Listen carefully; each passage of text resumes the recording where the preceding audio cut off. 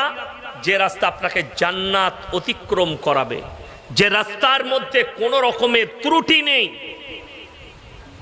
আল্লাহর হাবিব সাল্লাল্লাহু আলাইহি সাল্লাম রাস্তা দিয়ে যাচ্ছেন, খুব ভালো করে এইদিকে গৌর করুন, রাস্তা দিয়ে যাচ্ছেন, সাথে সাহাবীরা আছেন। হাতেম তায়ের বিটি পেরিয়ে যাচ্ছে, তার মাথায় কোনো কাপড় নেই। নবীজি নিজের মাথার পাগড়িটা খুললেন, তার মাথায় চাপিয়ে দিলেন। সাহাবীরা বললেন, ইয়া রাসূলুল্লাহ, এটা মুশরিকের বিটি। নবীজি ধমক দিলেন, হে আমার সাহাবীরা শোনো, আমি আল্লাহর হাবিব মেয়েদের মাথা ঢাকতে এসেছি, খুলতে আসিনি। জোরে বলুন সুবহানাল্লাহ। আমি মেয়েদের মাথা ঢাকতে এসেছি।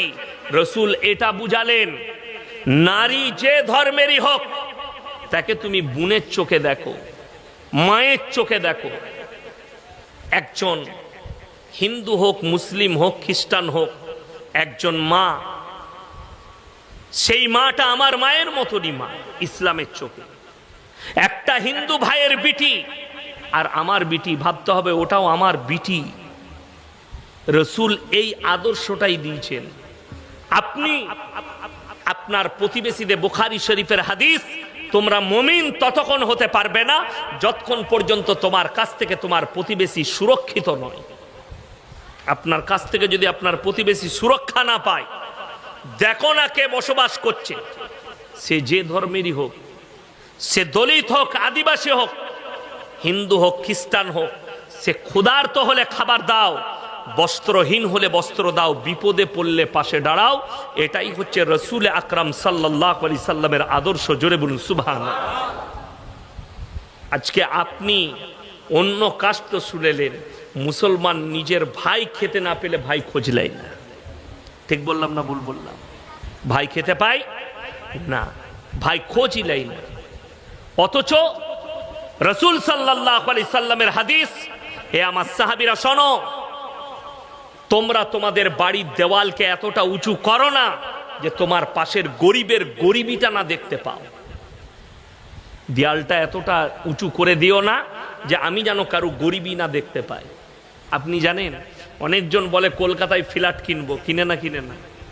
কলকাতায় ফ্ল্যাট কিনবো, বর্ধমান টাউনে ফ্ল্যাট কিনবো, হাওড়া টাউনশিপে ফ্ল্যাট কিনবো। আপনি কিনেন। ফ্ল্যাট হচ্ছে এমন একটা জায়গা, কেউ কেউ পাশের বাড়ি মরে গেলেও খোঁজ নেয় না। ঠিক বললাম না ভুল বললাম? খোঁজ নেন। কিন্তু আপনি যে জায়গায় বাস করছেন, গ্রাম্য জায়গায়, রাতের বেলায় পেটে ব্যথা হলে পাশের বাড়ির লোক ছুটে আসবে, ডাক্তারখানা নিয়ে যেতে হবে, চলো আমার গাড়ি আছে, চাপিয়ে নিয়ে চলো। ঠিক বললাম না ভুল বললাম? ওই জন্যে নবীজির এগুলো আদর্শ। দেখো না কে বিপদে পড়েছে, পাশে দাঁড়াও। আচ্ছা আপনি বলুন, কেক কেটে ছেলের জন্মদিন পালন করা যাবে? কথা বলে না? যাবে না।